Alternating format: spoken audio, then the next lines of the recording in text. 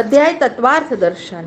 ચ્યવન ઋષિના આશ્રમમાં જતા સરિયાતી રાજાએ પોતાની સેનાવાળા લોકોને આશ્રમ ગંધાતો કરશો ને એમ કરતા રોક્યા. એનું તત્વ આપણે પણ સમજવાનું છે કે કોઈ પણ ભૂમિ અથવા દેવ મંદિરમાં દર્શન કરવા જઈએ ત્યાં આપણાથી બને તો સાવરણીથી સેવા કરવી. એમ લીપવું, રંગોળી પૂરવી, પણ તીર્થમાં અથવા દેવ મંદિરમાં ઉલટી ગંદવાડ અપવિત્રતા ન કરવી. એનું પરિણામ આ રાજાને અને સેનાને રોગ થયો એ ભોગવવું પડ્યું છે. અધ્યાયમાં બીજું તત્વ એ સમજવાનું છે કે આપણી દીકરી ભાગ્યશાળી હોય તો સાસરામાં ગયા પછીથી પતિ રોગી હોય અથવા તો દુઃખી જીવન વાળો હોય પણ દીકરીના ભાગ્યથી પતિ પણ રોગમુક્ત થાય છે, ધન ધાન્ય સૌભાગ્યનું સુખ પ્રાપ્ત કરે છે. અને આ સુકન્યા જેવી ભાગ્યવતી દીકરી સાસરામાં જઈ પતિને ઘડપણના અને આંધળાપણાના દુઃખથી પણ મુક્ત પણ કરે છે અને પરિણામે જીવન સુખી થાય છે. આવી દીકરીઓના પગલા ઉપર શાસ્ત્રમાં દેખાઈ આવે છે. માટે લગ્ન થાય તે પહેલાથી દીકરીને માતા પિતાઓએ એવી શિખામણ આપવી કે પતિ ચાહે જેવો ક્રોધી હોય અને વૃદ્ધ રોગગ્રસ્ત હોય, નિર્ધન હોય, છતાં પતિને ઈષ્ટ દેવ માની એની સેવા શુશ્રૂષા, એના સંબંધીઓની શુશ્રૂષા, આચાર વિચાર, પવિત્રતા, અતિથિ સત્કાર વગેરે પતિનું મન પ્રસન્ન કરવા જેટલી વસ્તુ હોય એને આદર આપી એ વર્તનમાં ચાલી જે તો ઈશ્વર તારી ઉપર પ્રસન્ન થશે. આવી અનેક જાતની શિખામણો આપીને દીકરીને વિદાય કરવી. હાલના યુગમાં તો છોકરીઓ સાસરે જાય એ વખતે એના માતા પિતા ભાઈઓ એવી અવળી શિખામણ આપે છે કે તારો ધણી પોતાના માતા પિતા ભાઈબંધુથી છૂટો પડી જાય તારે વશ કેમ થાય? આ બધી સત્તા તને મળે એવો રસ્તો કરજે.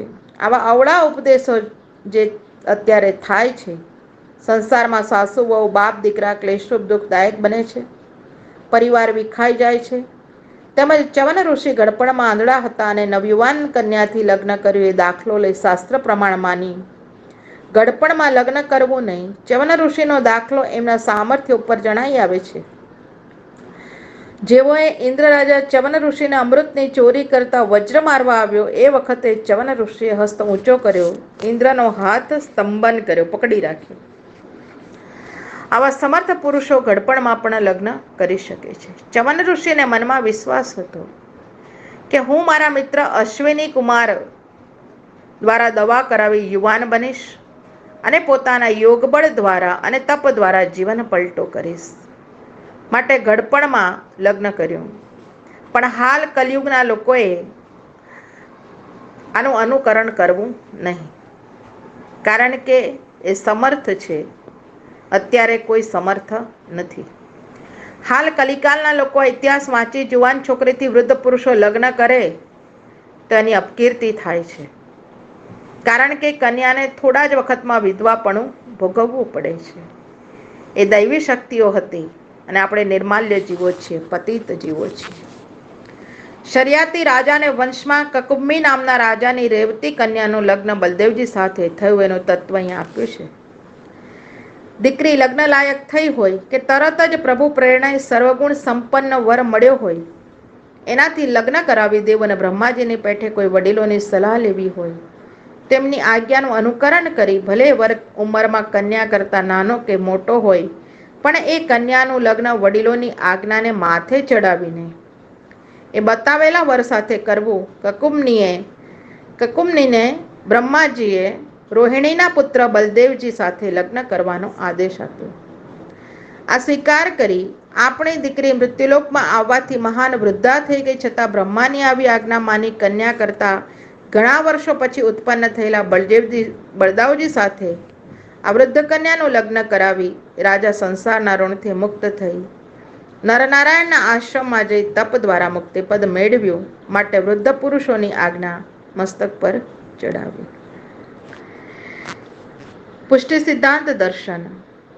શ્રી આચાર્ય ચરણે પુષ્ટિમાર્ગમાં કહ્યું છે કે પુષ્ટિમાર્ગના સિદ્ધાંત પ્રમાણે સરિયાતી રાજાની માફક ક્યાંય તીર્થભૂમિમાં જવું અથવા તો મંદિરમાં જવું તો ત્યાં કૂડો કચરો ન નાખવો, બલકે ત્યાં બધી સેવા બુહારી કરવી.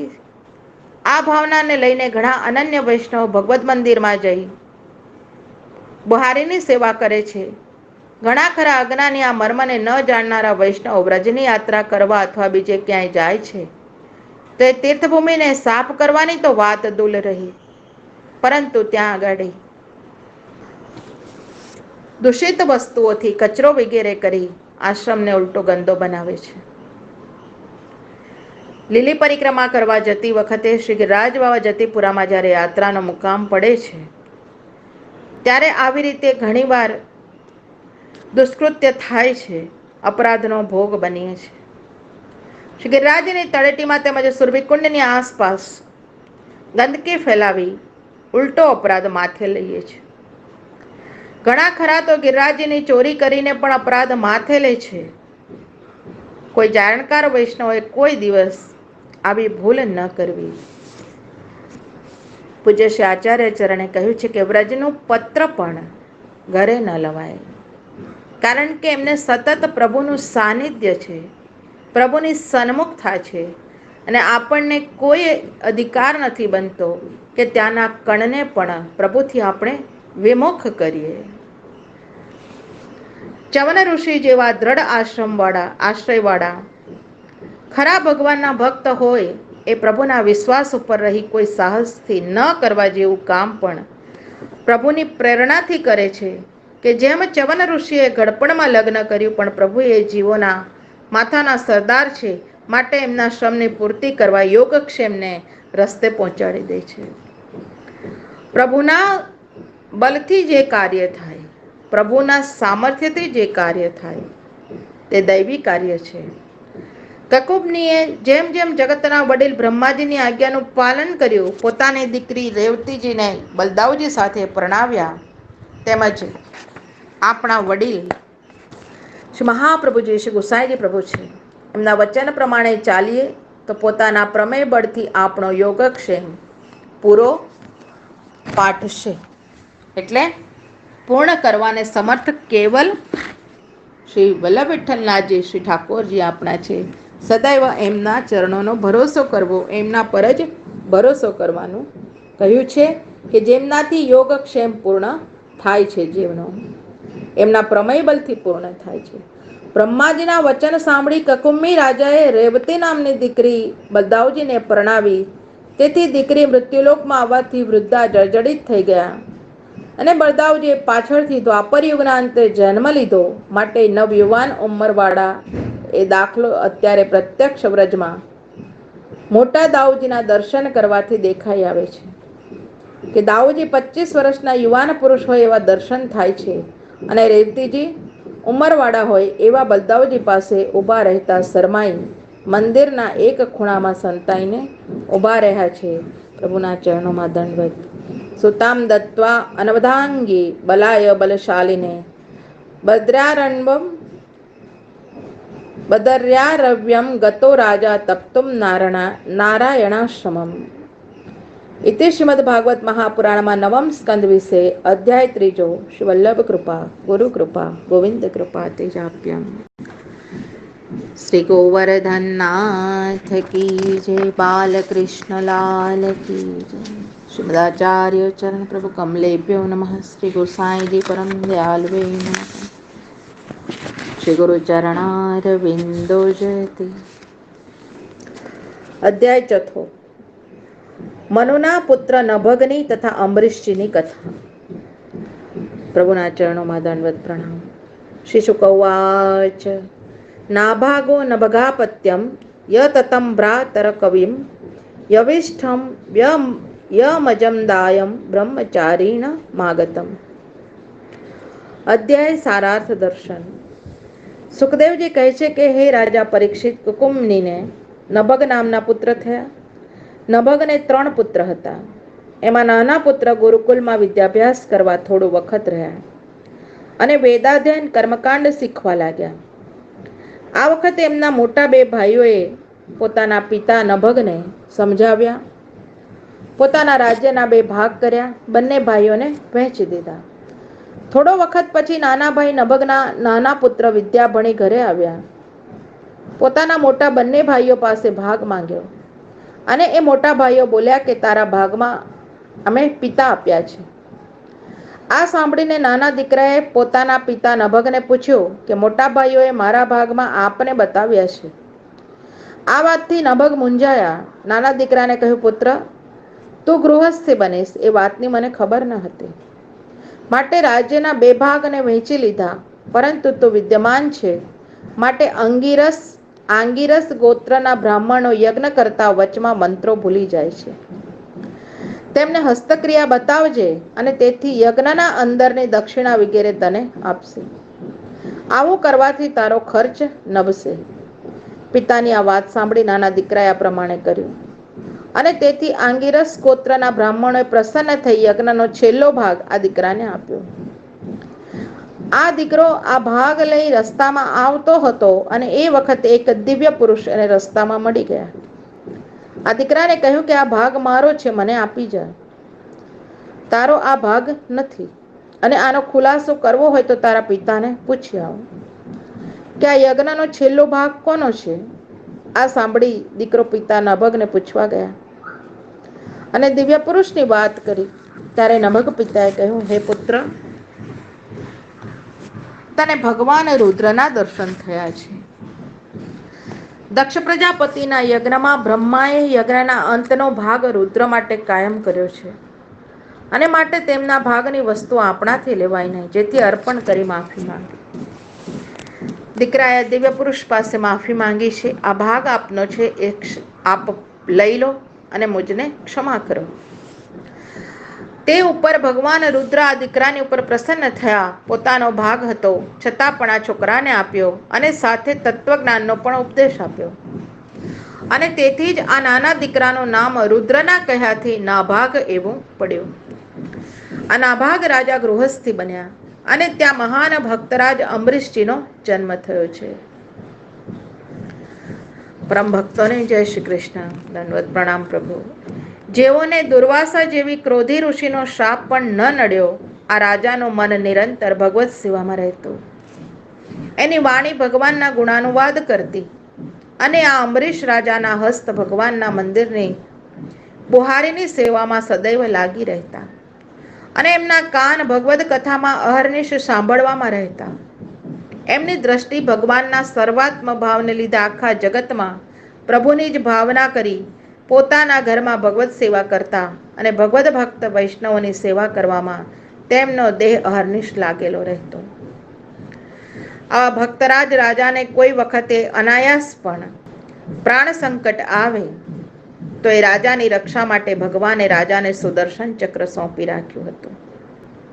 એકવાર કારતક સુધી 11ના દિવસે ભગવાનની સેવા કરી તેમજ રાત્રિનું જાગરણ ભગવત સેવા વ્યતીત કરી કારતક સુધી 12ના દિવસે પ્રાતઃકાલ બ્રાહ્મણોને સહસ્ત્ર સંખ્યાની ગાયોનું દાન આપી પોતાના કુટુંબ પરિવાર સહિત ભગવત મહાપ્રસાદ લેવા બેસવાની તૈયારી કરવા લાગ્યા. એટલામાં દુર્વાસા ઋષિ પોતાના હજારોની સંખ્યામાં શિષ્યોને લઈ અંબરીશ રાજાને ત્યાં ભોજનની ઈચ્છાથી આવી પહોંચ્યા. રાજાએ દુર્વાસાનું પૂજન કર્યું. શ્રી યમુનાજીના કિનારે મધુવનમાં મહાપ્રસાદ લેવા દુર્વાસાને પ્રાર્થના કરી છે. દુર્વાસાએ રાજાને ત્યાં ભોજન કરવા સ્વીકાર કર્યો છે. પ્રાતઃ સ્નાન સંધ્યા કરવા ગયા. જરા વિલંબ થયો. દ્વાદશીનો અર્ધો મુહૂર્ત જ બાકી રહી ગયો અને આ દ્વાદશીમાં રાજા ભોજન ન કરે તો વૃતવૈકલ્પ દોષ પ્રાપ્ત થાય. આ ભયથી રાજાએ પ્રસાદી તો લીધી નહીં, પણ પ્રભુના પ્રસાદી જલથી પારણું કરી આચમન કર્યું. આ વખતે દુર્વાસા ઋષિ સ્નાન સંધ્યા કરી પાછા ત્યાં પધાર્યા. રાજાએ જળના આચમનથી પારણું કર્યું અને પારણું કર્યું આ જોઈ ભયંકર ક્રોધમાં દુર્વાસા ભરાયા. બોલ્યા, અરે રાજા, ઐશ્વર્યના મદમાં ભરાઈ તે મારું અપમાન કર્યું છે અને મને આમંત્રણ આપી મારા પહેલા એને વ્રતનું પારણું કર્યું છે. એનું ફળ તને હાલ દેખાડું છું. આવું બોલ્યું. પોતાના મસ્તકની જટા ધૂણાવી અગ્નિમાં બળતી કાળ જેવી એક કન્યા પ્રગટ કરી છે. દુર્વાસાએ કહ્યું, જા તું આ રાજાને બાળીને ભસ્મ કર. આ દેવીનું નામ હતું કૃત્યા અને એ વખતે દુર્વાસા ઋષિના જે જટામાંથી પ્રગટી એ કૃત્યા દેવીએ હસ્તમાં તલવાર લીધી અગ્નિમાં બળતી કૃત્યા રાજા અંબરીશને બાળી નાખવા સામે આવી છે. પણ રાજા પોતાના સ્થાનમાં જરા પણ ચલાયપાન થયા નથી. નિર્ભય છે પોતે, કારણ કે ભગવાનના પરમ ભક્ત છે, પરમ વૈષ્ણવ છે. મનમાં શાંતિ ધારણ કરી છે. અને આ વખતે પ્રભુએ અંબરીશની રક્ષા માટે સુદર્શનજીને મૂક્યા. તેઓ આ કૃત્યા કરતા અત્યંત મહાન હતા. ભયંકર ક્રોધમાં ભરાયેલા, જાણે સર્પ હોય એવી અગ્નિ એમણે પ્રગટ કરી. અને આ સુદર્શન ચક્રજીએ આ કૃત્યાને બાળી ભસ્મ કરી છે. આ પછી દુર્વાસા ઋષિની પાછળ આ સુદર્શનજી બાળવાને દોડ્યા. અને તેથી દુર્વાસાજી પ્રાણરક્ષા માટે સુમેરુ પર્વતની ગુફામાં જવા લાગ્યા. પરંતુ ત્યાં પણ સુદર્શનજી એમને બાળવા માટે હાજર હતા. તેમજ 10 દિશાઓ, આકાશ, પાતાળ, સમુદ્ર જ્યાં જ્યાં ફર્યા છે, ત્યાં ત્યાં કાળના સમાન સુદર્શનજીએ તેમને બાળી રહ્યા છે. આ જોઈ દુર્વાસાની કોઈ રક્ષા કરનાર ન મળ્યું. ત્યારે દુર્વાસા ગભરાયેલા બ્રહ્મલોકમાં બ્રહ્મા પાસે ગયા. બ્રહ્માએ એ સમયે દુર્વાસાજીને કહ્યું કે હે ઋષિ, 2 પરાર્ધનો મારું આયુષ્ય સમાપ્ત થશે. અને આ વખતે કાલરૂપ ભગવાન પોતાની આ સૃષ્ટિને સમેટવા માંડશે. અને આ જગતને જ્યારે ઈશ્વર બાળવા માંડશે, એ વખતે એ ઈશ્વરના ભ્રુકુટીના હલવા માત્રથી આ બધો સંસાર અને મારો સત્યલોક એમાં લઈ પામશે. હું અને મહાદેવ, ઇન્દ્ર, દક્ષ પ્રજાપતિ, લોકપાલ, દેવતાઓ અમે બધા જ પ્રભુના બાંધેલા નિયમની દોરીમાં બંધાઈને ચાલીએ છીએ. માટે અમે તમારી રક્ષા કરી શકવાને સમર્થ નથી. ત્યાંથી દુર્વાસા શિવલોકમાં ગયા. ત્યારે મહાદેવજીએ પણ દુર્વાસાને જવાબ આપ્યો કે અનંત પરમેશ્વરમાં બ્રહ્મા અને અમારા જેવા હજારો દેવતા, હજારો તેમના રોમ રોમમાં ચક્કર ખાઈને લઈ પામે છે. દંડવત પ્રણામ પ્રભુ. અને કોઈ વખત ઉત્પન્ન થાય છે, અને કોઈ વખતે અમારા જેવા ક્યાં ગયા એનો પત્તો પણ નથી લાગતો. આ પ્રભુ સંબંધમાં અમે કાંઈ પણ કરી શકીએ તેમ નથી. આ સુદર્શન ચક્ર વિશ્વના નિયંતા ઈશ્વરનો છે. માટે એને પાછું વાળવા અમારામાં સામર્થ્ય નથી. અને માટે જ આ સુદર્શન ચક્રને ધારણ કરનારે પ્રભુના શરણમાં જાઓ, એ તમારી રક્ષા કરશે. દુર્વાસા ઋષિ દેવતામાં બળી રહ્યા હતા. અને માટે જ મહાદેવજીના આવા ઉપર મુજબના વચનો સાંભળ્યા વૈકુંઠમાં પ્રભુના ચરણારવિંદમાં પડ્યા છે. પ્રભુ પાસે આવ્યા દુર્વાસા ઋષિ બોલ્યા, હે અચ્યુત, હે અનંત, આપ તો સંતોના એક સ્વામી છો. આપ વિશ્વના જીવનદાન આપનારા છો. હું તો અપરાધી છું. આપ અમારી રક્ષા કરો પ્રભુ. મેં આપનો પ્રભાવ ન જાણ્યો, માટે મેં આપના ભક્તનો અપરાધ કર્યો છે પ્રભુ. હે પ્રભુ, આપનું તો નામ લેવા માત્રથી જીવો નરકના બંધનોથી પણ છૂટી જાય છે. અને આવા વચનોથી ભગવાને પ્રસન્ન થઈ દુર્વાસા ઋષિને કહ્યું કે હે ઋષિરાજ, હું પોતે સ્વતંત્ર નથી, હું ભક્તને આધીન છું. મારા સરળ ભક્તોને, મારા હૃદયને પોતાની પાસે ખેંચી લઉં છું. હું ભક્તો સાથે પ્રેમ કરું છું અને ભક્તો મારી સાથે પ્રેમ કરે છે. એ કારણથી ભગવાન અને ભક્ત એકરૂપતા છે. મારાથી મારા ભક્તો અભક્ત નથી. મારામાં જ મારા ભક્તો છે. હું મારા ભક્તોમાં છું, આવું પ્રભુએ કહ્યું છે. આ કારણથી આ ભક્તોનો કેવલ હું જ આશ્રયરૂપ છું. માટે સાધુ સ્વભાવવાળા ભક્તો છોડી હું પોતાના દેહને પણ પ્રિય માનતો નથી. તેમજ મારી અર્ધાંગીની લક્ષ્મી પણ ભક્ત કરતા મને પ્રિય લાગતી નથી. જે ભક્તો સ્ત્રી, પુત્ર, ઘર, ગુરુજન, પ્રાણ, ધન, આલોક પરલોક બધું છોડી કેવલ પ્રભુના ચરણમાં આવ્યા છે, પ્રભુની શરણમાં આવ્યા છે, કેવલ મારી શરણમાં આવ્યા છે, આવા ભક્તોને છોડવા વિચાર પણ મારાથી કેમ થઈ શકે? દુર્વાસાજી, જેમ સતી સ્ત્રી પોતાના પતિવ્રતા ધર્મની પતિને વશ કરી લે છે, એમ ભક્તોએ પણ પોતાના પ્રેમ બંધનથી મને વશ કર્યા છે. મારા અનન્ય પ્રેમી ભક્તો મારી સેવાથી જ પોતાની કૃતાર્થતા માને છે. જો એવા ભક્તોને સેવાના ફલરૂપ સાલોક્ય, સારૂપ્ય વગેરે 4 પ્રકારની મુક્તિ પણ આપું છું. પણ મારી સેવા વગર એ મુક્તિ લેવાને પણ તે ઈચ્છા કરતા નથી. આવા ભક્તો કાળથી નષ્ટ થનારી લૌકિક વસ્તુઓ તો મારી પાસે માંગે જ કેમ? હે દુર્વાસા, પ્રેમી ભક્તોનું હૃદય હું છું અને મારું હૃદય પ્રેમી ભક્તો છે. કેટલી કૃપા છે ઠાકોરજીની. હે દુર્વાસાજી, તમને હું એક રસ્તો બતાવું.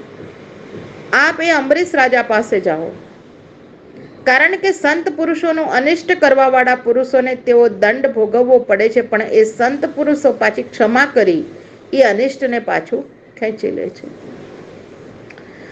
માટે અંબરીશ રાજા પાસે જાઓ. આ વાત નિશ્ચય છે કે બ્રાહ્મણો તપસ્યા અને વિદ્યાથી બહુ મોટા છે, પરંતુ બ્રાહ્મણ એ તપસ્યા અને વિદ્યાનો દુરુપયોગ કરી એ તપસ્યા વિદ્યા દ્વારા ભક્તોનો અપરાધ કરે છે, એનો દંડ પોતાને જ ભોગવવો પડે છે.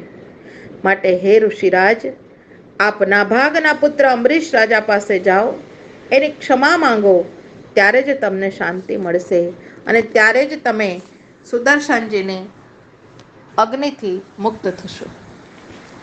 અધ્યાય તત્વાર્થ દર્શન.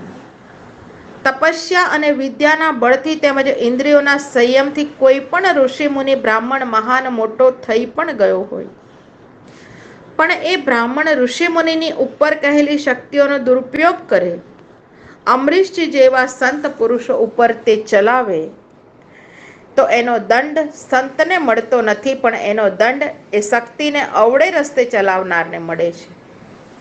માટે મનુષ્ય માત્રનું કર્તવ્ય છે કે સંસારમાં પૂર્વના કોઈ સંસ્કારને લીધે આપણી પાસે વિદ્યા, બળ, બુદ્ધિ, તપસ્યા વગેરે અદ્ભુત શક્તિ પ્રભુએ આપી પણ હોય, તો પણ ભૌતિક લોકસત્તાની શક્તિ હોય, એને ભૂલચૂકથી પણ કોઈ સંત પુરુષના હૃદયને ચોટ લાગે, એ રસ્તે શક્તિને કદી પર ન વાપરવી, નહીં તો આ શક્તિ ચલાવનારને એ શક્તિ ચલાવવાનું પરિણામ સુદર્શન ચક્ર જેવું ઘોર ભવિષ્યમાં ભોગવવું પડે છે. હાલ વર્તમાન કાળની પરિસ્થિતિમાં જે સત્તાધારીઓમાં ધર્મનો લેશ માત્ર નથી, કણ નથી, અંશ નથી. આવા લોકો પોતાની વિદ્યા, બળ, બુદ્ધિ અને સત્તાના મદમાં ભરાઈ સંત પુરુષો જેવા પ્રજામાં જે કોઈ હોય છે, એમના મનને દુભાવે છે, એમના હૃદયની હાય લાગે છે. આવા મન દુભાવવા વાળાને ઈશ્વરના કોપથી સુદર્શન ચક્ર જેવા ઉગ્ર દંડનો તાપ પ્રભુના દ્વારમાં એને ભોગવવો પડે છે. એનો ખ્યાલ પોતાના હૃદયમાં ખાસ રાખવા જેવો છે. દુર્વાસા જેવો ઇન્દ્રિય નિગ્રહ કરનાર દુનિયામાં આજ સુધી કોઈ ઋષિ થયા નથી અને થશે પણ નહીં, કારણ કે એમનું નામ ઉપર જ શબ્દોનો અર્થ થાય છે કે જેમની દુર્વાસા, જેમની લોકવાસના ઘણી દૂર કહેતા છેટે ચાલી ગઈ છે. દુર્વાસના જે દૂર ચાલી ગઈ છે એમને જ દુર્વાસા કહેવાય છે. પણ યદિ ક્રોધ ઉપર વિજય ન મેળવ્યો હોય, તો ઉપર કહેલી વાસનાઓ પણ છેટી ખસી હોય તો પણ કશી કામની હોતી નથી. આ ક્રોધરૂપી અગ્નિ આપણી અંદર બધી શક્તિઓને બાળીને ભસ્મીભૂત કરી નાખે છે, અને એ પણ ક્રોધ કદી યદિ આપણા જેવા ક્રોધી મનુષ્ય સાથે થયો હોય તો બે સમાન શક્તિવાળી હોય એ શક્તિઓને પરસ્પર પાછી વાળી શકે છે. પણ અંબરીશ રાજા જેવા મહાન ભક્તરાજ પાસે વગર માંગે ઈશ્વર દત્ત સુદર્શનની શક્તિ હતી, માટે આવા ભક્તનું કાળજું દુભાય એ ભક્તના કહ્યા વગર ઈશ્વર પ્રેરણાથી એ ઈશ્વરીય શક્તિ એક દુર્વાસા તો શું પણ સદાચારથી ભ્રષ્ટ ભૌતિક શક્તિવાળાઓને બાળી નાખવાનું સામર્થ્ય ઈશ્વરની શક્તિ ધરાવે છે. અંબરીશના પિતા નાભાગ રાજા તેમનો સારાર્થ દર્શનનું તત્વ નીચે મુજબ કહે છે કે નાભાગ રાજા ગુરુકુલમાં રહી વેદાધ્યયન, કર્મકાંડ વગેરે ભણ્યા, અને એથી મોટા ભાઈઓએ સ્વાર્થ બુદ્ધિથી તેમના રાજ્યનો ભાગ ન રાખ્યો, પોતે જ બે ભાગમાં વહેંચી લીધું. એનું તત્વ આ મુજબ છે કે પુસ્તકમ વનિતા વિત્તમ પરહસ્ત ગતમ ગતમ યદિ ચેત પુનરાયાતિ નષ્ટમ ભ્રષ્ટમ ચ ખંડિતમ. આનો અર્થ એ છે કે ઉપર લખેલી ત્રણેય વસ્તુઓ, એક તો પોતાનું પુસ્તક, પોતાની પરણિતા સ્ત્રી, પોતાના ઘરનો વૈભવ, લક્ષ્મી, આ ત્રણેય વસ્તુઓ કોઈને પણ સોંપવી નહીં, કારણ કે આ વસ્તુ જાય એ પૂરેપૂરી જાય છે, પછી પાછી આવતી નથી. કદાચ દૈવ સંજોગે કોઈ પુસ્તક વાંચવા લઈ ગયો અને આપણે 10 વાર માગીએ અને બહુ મુશ્કેલીથી આપે, પણ એ પુસ્તકના કાગળ ફાટેલા હોય, ઉપરથી ખરાબ થયેલ હોય, ડાઘ વગેરે એવું અધૂરું નષ્ટ થયેલું પુસ્તક મળે. તેમજ પોતાની સ્ત્રી કોઈને સોંપી વિદેશ ગયા હોઈએ તો અધર્મી પુરુષો બળાત્કારથી એના ધર્મને ભ્રષ્ટ કરે, અને પોતાની ઘરની લક્ષ્મી કોઈને સોંપી બહારગામ ગયા હોઈએ તો પાછા આવીએ ત્યારે કહે કે મારા ઘરે ચોરી થઈ, એમાં મારું પણ ગયું, એમ અડધું પણ ન આપે. આ 3 વસ્તુની ઉપર મુજબ સ્થિતિ થાય છે. માટે નાભાગના મોટા ભાઈઓએ રાજનો કબજો કર્યો, પોતાના નાના ભાઈને ભાગ આપ્યો નહીં, પણ નાભાગ વિદ્વાન હોવાથી, એમનું હૃદય ભક્ત હોવાથી રુદ્ર ભગવાનની કૃપા વડે ભગવાનના ભાગની ઘણીએ લક્ષ્મી એમને પ્રાપ્ત થઈ. કારણ કે શાસ્ત્રમાં લખ્યું છે કે સ્વદેશે પૂજ્યતે રાજા વિદ્વાન સર્વત્ર પૂજ્યતે. આ વાક્યનો અર્થ એ થાય છે કે રાજા તો પોતાના દેશમાં જ રાજ્ય સત્તાથી પૂજાય છે, પણ વિદ્વાન પુરુષ પોતાની વિદ્યાથી આખા જગતમાં પૂજાય છે. અને માટે જ નાભાગ જેવા વિદ્વાન રાજાને ભગવાન રુદ્રનો ઉપદેશ મળ્યો, અને તેથી જ રુદ્રને ગુરુ બનાવ્યા, તેમના શિષ્ય થયા, અને માટે જ ઘરે મહાન ભક્તરાજ અંબરીશ જેવા વૈષ્ણવ પુત્રનો એમને ત્યાં જન્મ થયો. પ્રભુના ચરણોમાં દંડવત પ્રણામ. અદ્ભુત આ ચરિત્ર છે નાભાગ રાજાનું. પુષ્ટિ સિદ્ધાંત દર્શન. આપણા પુષ્ટિ માર્ગીય સિદ્ધાંત પ્રમાણે અંબરીશ રાજાએ પોતાના દેહ સંબંધી સર્વસ્વ પ્રભુના ચરણારવિંદમાં સર્વસ્વ સમર્પિત કર્યું હતું. એમના શરીરનું એક પણ અંગ ભગવાનની સેવા વગરનું રહ્યું ન હતું. ગૃહસ્થાશ્રમના સુખમાં પુત્ર અને સ્ત્રી તેઓ પણ પ્રભુની સેવામાં જોડાયેલા હતા.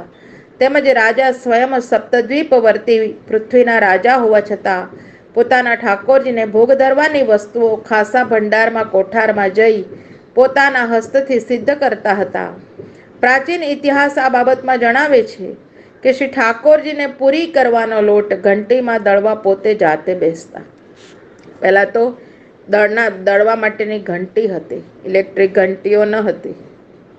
તેમજ પ્રભુના જલપાનની ગાગર ભરવા પોતે જતા હતા. ઠાકોરજીનું મંદિર વસ્ત્ર બુહારી સાવરણી પોતે કરતા હતા. તેમજ એ રાજાને મુખ્ય 52 રાણીઓ હતી. એમના તરફથી અને રાજાની તરફથી ઠાકોરજીનો નેકભોગ ચાલતો હતો. એમાં શાકભાજીની અંદર આપણી પુષ્ટિમાર્ગીય મર્યાદા પ્રમાણે લાલ મરચાના બદલે કાળી મરી 52 મણ રોજ એમાં વપરાતા હતા. આવો નેગ હતો.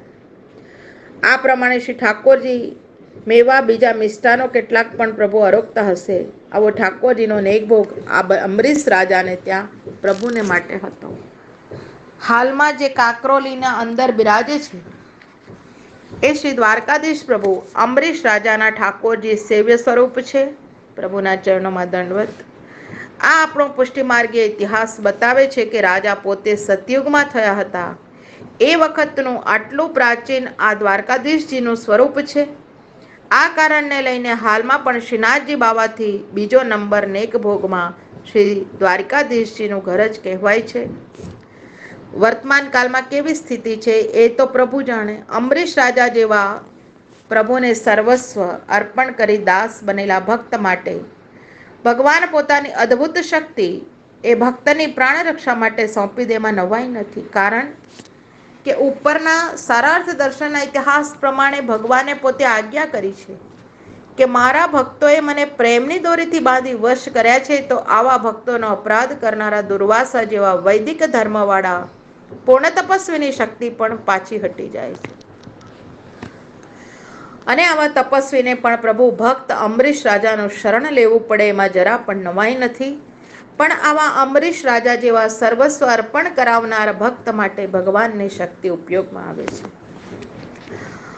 અંબરીશ રાજાનો ક્રોધ ઉપર વિજયનો અસાધારણ દાખલો છે. આ ઇતિહાસમાં મળી આવે છે કે દુર્વાસાજીએ ક્રોધ કરી અંબરીશને બાળવા કૃત્યાદેવીને પ્રગટ કરી, છતાં પણ રાજાએ ગભરાઈ ભગવાનને જરા પણ વિનંતી કરી નથી કે હે પ્રભુ આપ મારી રક્ષા કરો. એમણે મનમાં એ સિદ્ધાંત નિશ્ચય કર્યો કે યદિ મારા હાથે ખરેખરો દુર્વાસા ઋષિનો અપરાધ થયો છે તો હું અવશ્ય બળી જઈશ અને અવશ્ય મને દંડ મળવો જ જોઈએ. પણ પ્રભુ તો અંતર્યામી છે. અંબરીશ રાજાનો અપરાધ લેશ માત્ર પણ નહોતો, છતાં રાજા દુર્વાસાજીને ભોજન કરાવ્યા. પહેલા ભોજન કર્યું ન હતું, કેવલ વ્રતનો ભંગ ન થાય એ માટે જલનું આચમન માત્ર કર્યું હતું. અને તેથી જ રાજાને નિર્દોષ જાણ્યા સુદર્શનજીએ રાજાના વગર કહે પ્રલયની અગ્નિ પ્રગટ કરી છે. કૃત્યા નામની ડાકણીને ભસ્મ કરી છે અને દુર્વાસા ઋષિને બાળવા પોતે પાછળ દોડ્યા છે.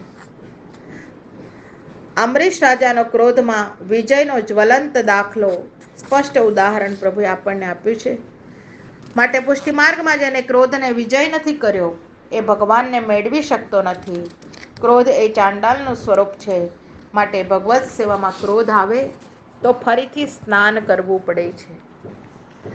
તરત જ અમરીશજી રાજાના પિતા નાભાગ ભગવાન રુદ્રના ઉપદેશને લઈને શિષ્ય બન્યા હતા. માટે રુદ્ર ભગવાનનું સ્વરૂપ છે. એ કારણથી ગીતાના વિભૂતિ અધ્યાય 10માં કહેવાયું છે. વિભૂતિ અધ્યાય 10માં કહેવાયું છે કે રુદ્રાણામ શંકર ચાસ્મી.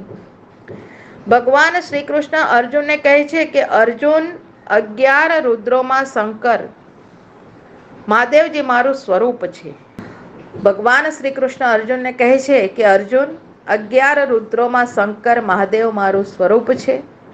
તેમજ આ ભાગવતજીના 12મા સ્કંદમાં 12મા અધ્યાયમાં પણ વર્ણન આવે છે કે વૈષ્ણવાનામ યથા શંભુઃ. આ શબ્દનો અર્થ પણ એ જ થાય છે કે વૈષ્ણવમાં મુખ્ય પરમ વૈષ્ણવ મહાદેવજી છે.